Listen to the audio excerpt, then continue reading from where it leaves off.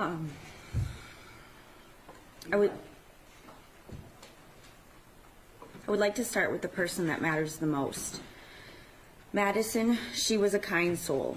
She always had a smile on her face. She lit up the room when she walked in. Her laugh I could listen to all day.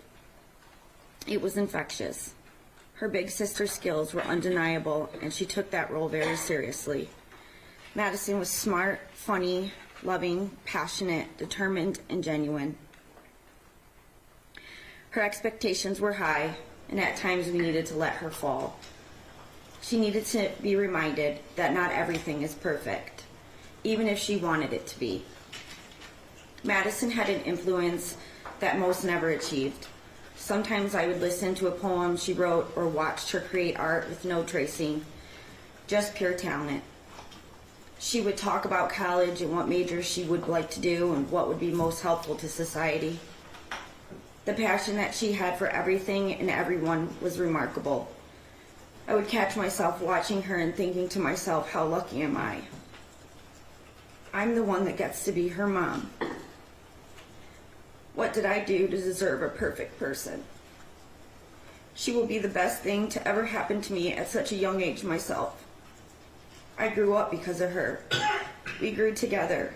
I learned from her. I mattered because of her.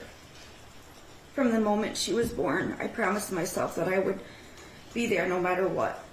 Through the falls, heartbreak, letdowns, and struggles, I would be there. I would listen, learn, and love every moment. I wouldn't miss a thing. I would always protect her.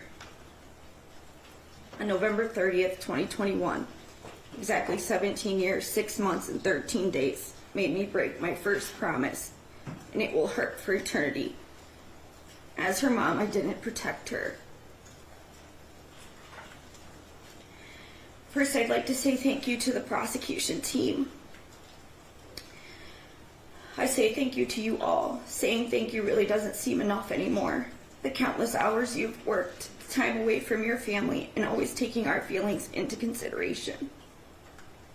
Karen and Mark, the work you've put into getting all the facts, speaking to us like we matter, and never wavering from your goal.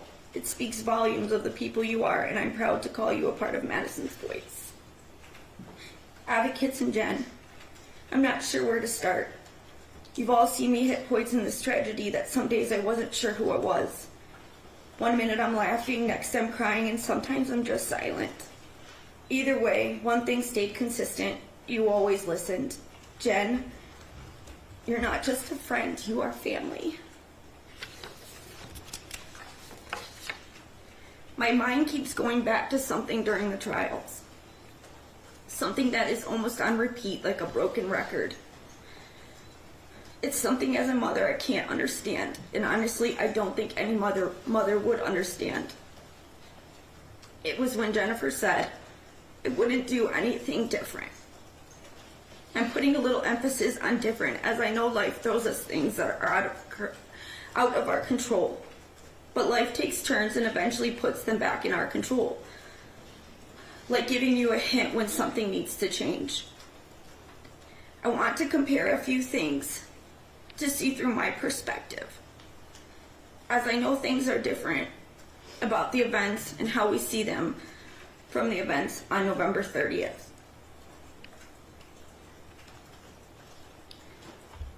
While your son was hearing voices and asking for help, I was helping Madisyn pick out her senior classes. While you were purchasing a gun for your son and leaving it unlocked, I was helping her finish her college essays. While you dropped him off at school, upset that he was failing class, I texted Madisyn, drive safe, it's slick outside, have a good day. When you got a call to me at the school about your son and how it interfered with your day, I was rearranging my schedule so I could take Madisyn to get her oil changed for the first time. When you left without hesitation and not taking him home, I was worried if she'd be okay driving in the first snowfall of the season and if she brought a coat. When you walked out of the office with a steady pace after hearing an active shooter. I ran from my home and started driving, trying not to break the law. When you were on the phone for 10 minutes with each other trying to figure out where the gun was, I was on the phone with her father and family trying to figure out where she was. When you left the Myers without knowing where your son was, I was desperately trying to get there as soon as possible. When you knew the gun was missing, you called the police, knowing it was your son who took it. I was having family call every hospital describing what she looked like.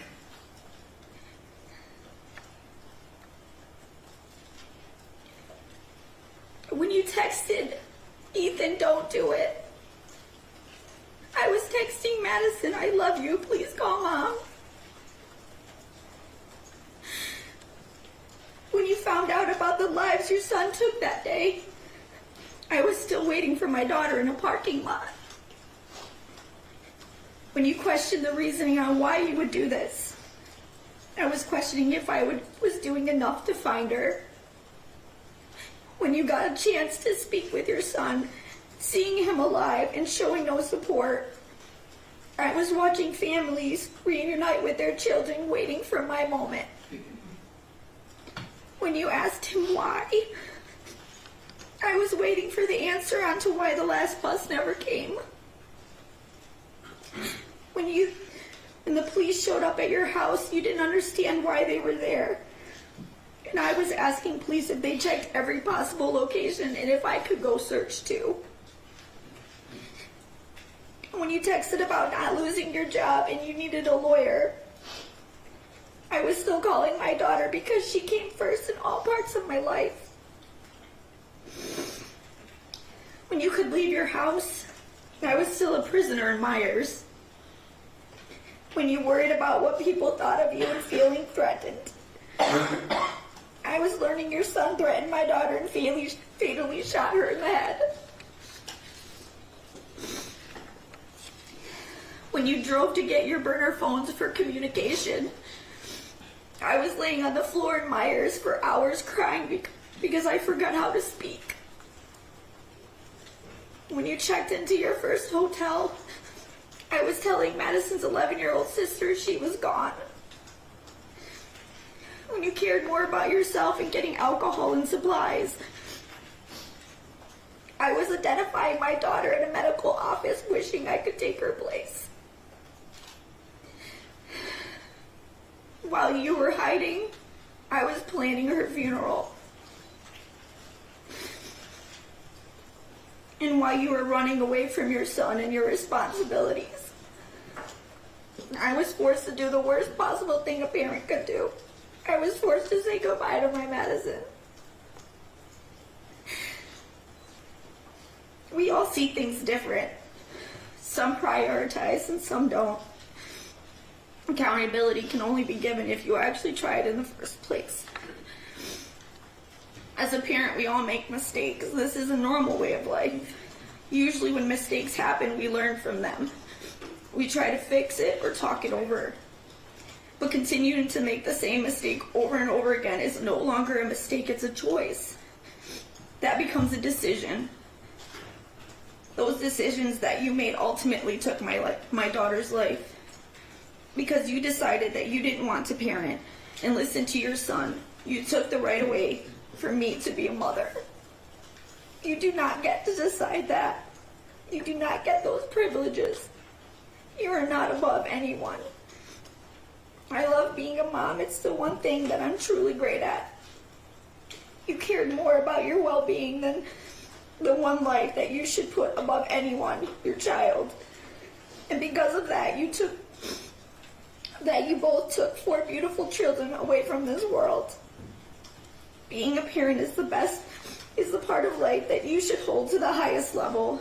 It's an honor to be a mother or a father. Even when you think you have done your best, you continue to do more. Unfortunately, you never made it to level 1. You say you wouldn't do anything different. Well, that really says on what type of parents you are, because there's a lot of things I would do different. But the one thing I would have wanted to be different was to take that bullet that day so she could continue to live the life she deserved. You show no remorse, no respect, or compassion for our family. The same traits that you've bestowed upon your son. The traits that have torn my family into pieces. The lack of compassion that you have shown is outright disgusting. Not only did your son kill my daughter, but you both did as well. The words involuntary should not be a part of your offense.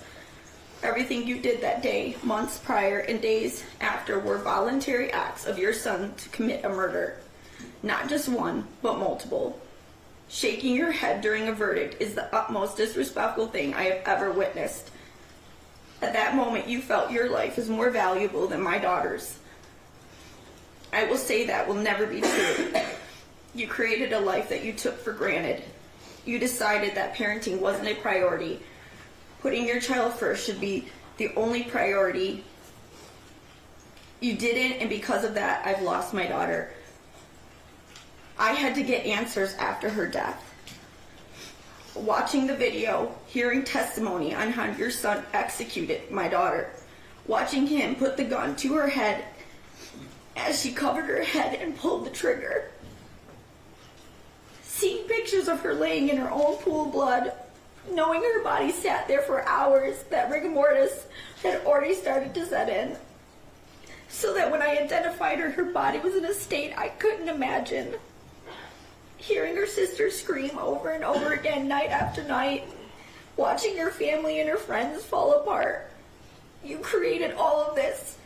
You created your son's life, which then allowed this to be his path, which should be yours as well. You don't get to look away. You don't get to cry. I didn't get that choice. You failed as parents. The punishment that you face will never be enough.